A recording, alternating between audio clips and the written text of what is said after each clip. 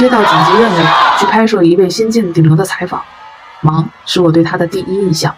拍摄的时间也因为他太忙，所以一直在调整，最终同意给我们24小时的时间。在与陈丽君相处的这24小时中，我发现他思想上的成熟度超过他的年龄，也许这与他在舞台上塑造过许多不同人物，并进行过很深的思考有关。我觉得塑造每一个人物的难度都是大的，因为他们不同。但是呢，你去寻找人物的方法是一样的。比方说，去把自己身上跟这个角色相同的特点，去先把它放大，然后再去找这个人物他的特点。面对镜头，他有一点拘谨，或许他身上背负了太多人的期待，但只要关掉镜头，他瞬间变成一个活泼的女孩子。在舞台上，她光芒四射，如同阳光；在舞台下，她跳脱清越，如同小溪。我是没有想到，在我们拍摄结束后的1个月，她更红了。所以我想着翻出一些拍摄过的边角料，回馈给她的粉丝，也麻烦大家顺手帮我点个关注。最后，祝陈丽君生日快乐！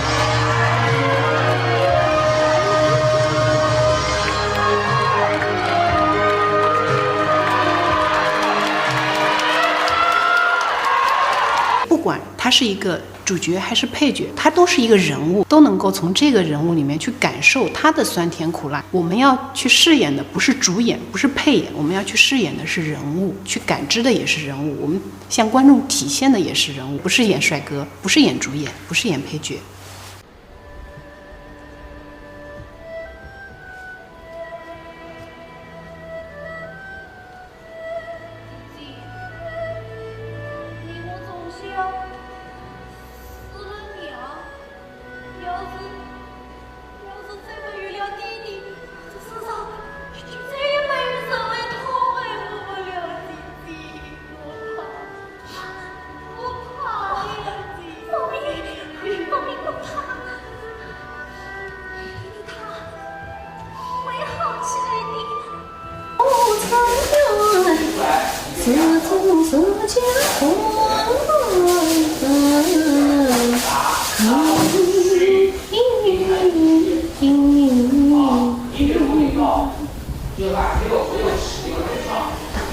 能不能让我介绍？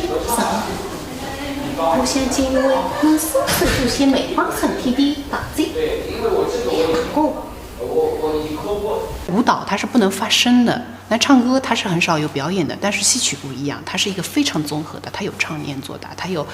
音乐，有舞美，有各类的，它是一个非常完整的综合性的体现。你想听唱它有，你想看表演它有，你想看肢体它有，就是它什么都有，性价比超高，欢迎大家来。一个女子的躯体去饰演男性，那你本身就要跨越这个性别，但是你通过女性演员对于一个男性角色的认知和理解，再经过戏剧化的表达，它可能会更加符合现在观众们对于男性角色的期待，可能会更加理想化吧。没有人是完美的，但是也许我们塑造的这个男性角色会让大家内心里面对于这个人的期待完美化。我觉得我又胆小又勇敢，因为我会害怕很多东西，我害怕自己做不好，我害怕让别人失望，但是我不会因为害怕就不去做，我会选择去面对，就是害怕是本能，面对是选择。无论他们是因为什么来看我们越剧的，越剧扮相本身就是我们越剧众多魅力之一。很多因为《新龙门客栈》入坑的观众，他们已经学会了大漠孤雁的这个唱段，然后在今年春节的时候，有好多观众他们自发组织了春晚，他们用自己的方式表达出他们对于我们对于越剧的喜爱，我也觉得非常的感谢他们。但是我不是这样子的一个人，我就是一个普通人，我就是一个非常普通的人。但是曾经的我可能因为不自信，我不敢去想我能怎么样，但是现在的我希望不给自己设限，我想去尝试一切新的东西，我想要有不同的可能。所以我不知道我会不会成为一个破壁者，但是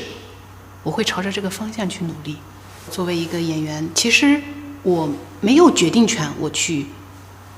要演主演还是配演。我说真话的话，谁不想演主演呢？如果就是我必须去演这个角色，哪怕是个龙套，我也希望我能够把它完成好。其实在很小的时候，就是当时我们京团还没有很多的机会的时候，我们更多的是其实就是跑龙套。我们进小百花班的时候，我们的这个理念就是要把龙套当成主演来完成，真的就是这样要求的。我也很怕，就是你在就是松懈自己的1分1秒钟，我就没有了，把我之前18年学习的东西就给散掉的。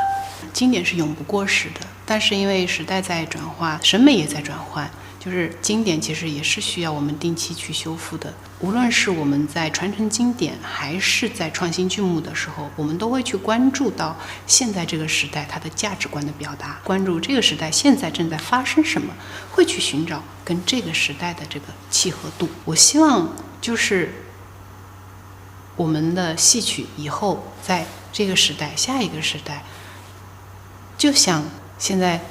我们生活中能够接触到的一切的艺术样式一样，就是平常的走进生活，成为大家生活中的一部分。我相信无论时代怎么变迁，都会有人去喜欢戏曲的。我相信这就是我们戏曲的魅力。还行。我眼呆呆。没关系。不给我皮，不给我